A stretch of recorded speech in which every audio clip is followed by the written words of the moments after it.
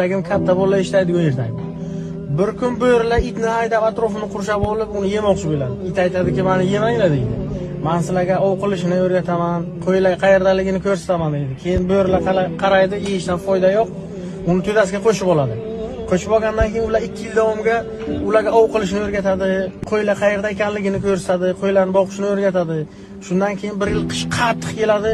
Shunda bo'rilar och qoladi, ovlar muvaffaqiyatsiz bo'ladi. Sekin itni g'ajib tashlaydi. Itni yeb tashlagandan keyin suyaklari qoladi. Suyaklarni ko'mib tashlaylik deydi. Keyin qabr toshining ustiga nima deb yozamiz? Kimdan deb yozamiz deydi. Ha, do'stlaringdan. Do'stlaringdan deb yozsak agar biz uni yeb tashladik-ku, qanday bo'ladi?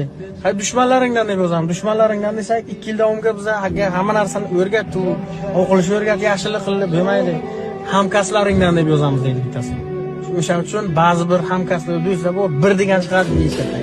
Xulosa o'zingizdan.